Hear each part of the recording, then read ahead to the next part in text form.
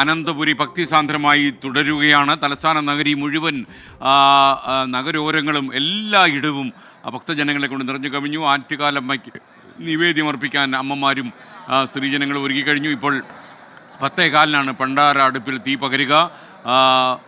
അവിടെ നിന്ന് നമുക്കൊപ്പം സ്മിത ഹരിദാസ് ചേരുന്നുണ്ട്.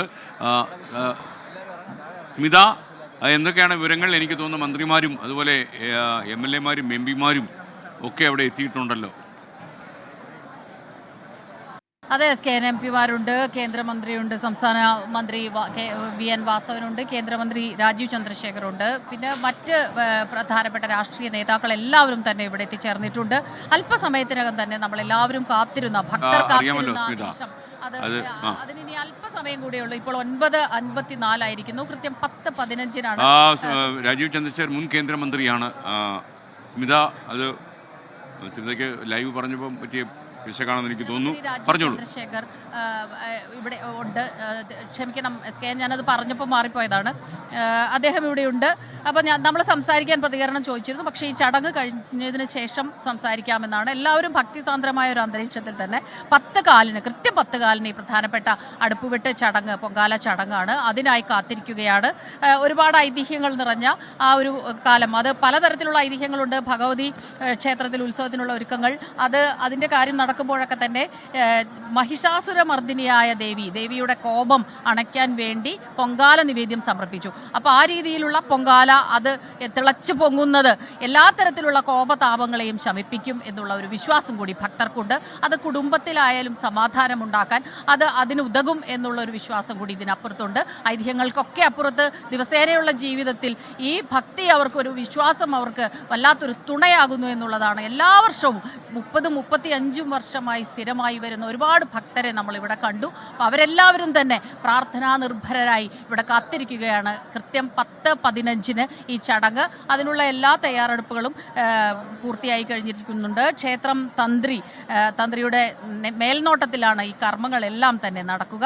മേൽശാന്തിയും സഹമേൽശാന്തിയും ബാക്കി ചടങ്ങുകളെല്ലാം ഒപ്പം പൂർത്തിയാക്കും. ക്ഷേത്ര ശ്രീകോവിലിൽ നിന്ന് തീ പകർത്തുന്നു, അഗ്നി പകർന്ന് അത് ക്ഷേത്രത്തിലെ തിടപ്പള്ളിയിലേക്ക് പകർത്തുന്നു. ഒപ്പം തന്നെ വലിയ തിടപ്പള്ളിയിലെ അവിടെയുള്ള അടുപ്പിലും തീ പകർന്നു.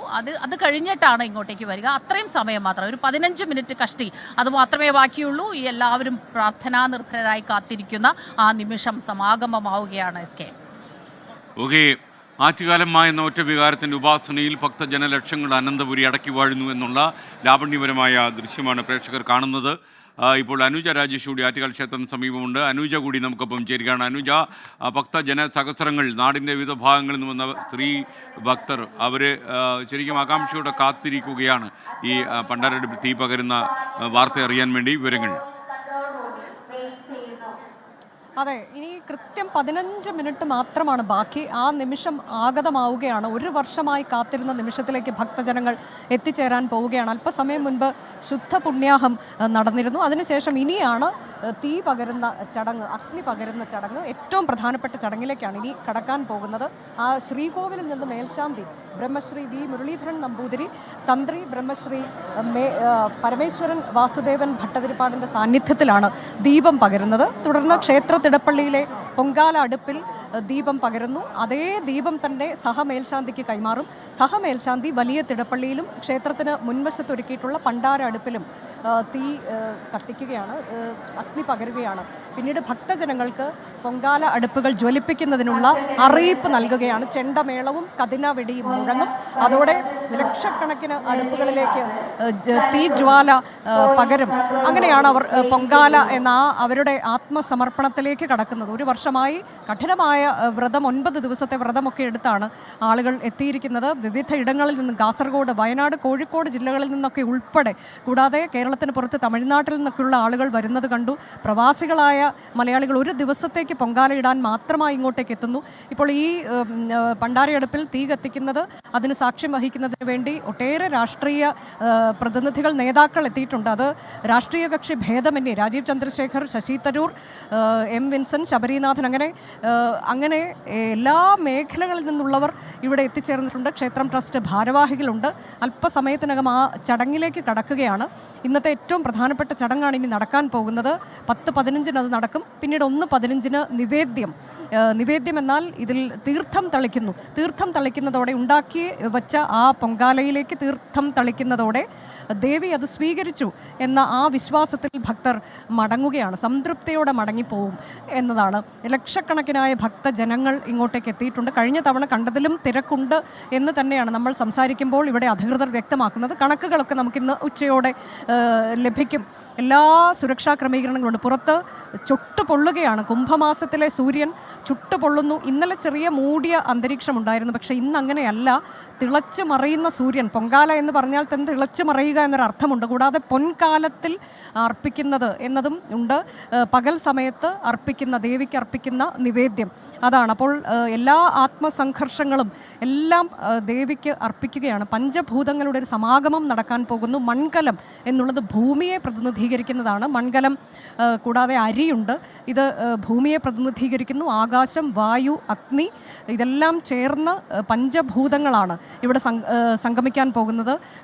മൺകലത്തിൽ, ഏറ്റവും പുതിയ മൺകലത്തിലാണ്, പ്രത്യേകമായി ഇതിനു വേണ്ടി തന്നെ ഉണ്ടാക്കുന്ന മൺകലത്തിൽ ഉണക്കലരി ഇട്ടുകൊണ്ടാണ് ആദ്യം തന്നെ നിവേദ്യം ഉണ്ടാക്കുന്നത്. കടും പായസം ദേവിക്ക് ഏറ്റവും കൂടുതൽ ഇഷ്ടപ്പെട്ട നിവേദ്യം ഉണ്ടാക്കുക എന്നതാണ്. പിന്നീട് ഈ ഉണക്കലരി അത് തിളച്ചു തൂവുക എന്നുള്ളതും ഈ ചടങ്ങിൻ്റെ ഏറ്റവും പ്രധാനപ്പെട്ട ഒരു കാര്യമാണ്. കാരണം നമ്മളുടെ എല്ലാ സങ്കടങ്ങളും ദേവിക്ക് അർപ്പിക്കുന്നു, നമ്മളുടെ എല്ലാ അഭീഷ്ടങ്ങളും സാധിക്കപ്പെടുന്നു എന്നൊക്കെയുള്ളതിൻ്റെ പ്രതീകമായാണ് ഈ തിളച്ചു തൂവലിനെ കാണുന്നത്. അതും കിഴക്ക് ദിക്കിലേക്ക് തിളച്ചു തൂവുകയാണെങ്കിൽ അത് എല്ലാ അഭീഷ്ടങ്ങളും സാധിക്കുന്നു എന്നതിൻ്റെ കൂടി സൂചനയായാണ് കാണുന്നത്. അങ്ങനെ എല്ലാ തരത്തിലും ഈ വ്രതം നോറ്റ്, കർക്കശമായി തന്നെ വ്രതം നോറ്റുകൊണ്ട് ഒരു നേരം ഇന്നലെ ഭക്ഷണം കഴിച്ച് ഇന്ന് ഈ നേരം വരെ ജലപാനമില്ലാതെയാണ് ഭക്തലക്ഷങ്ങൾ ഇങ്ങോട്ടേക്ക് എത്തിയിരിക്കുന്നത്. പ്രായം അവർക്കൊരു തടസ്സമല്ല, ഒന്നും ഒരു തടസ്സമല്ല, ദൂരം ഒരു തടസ്സമല്ല.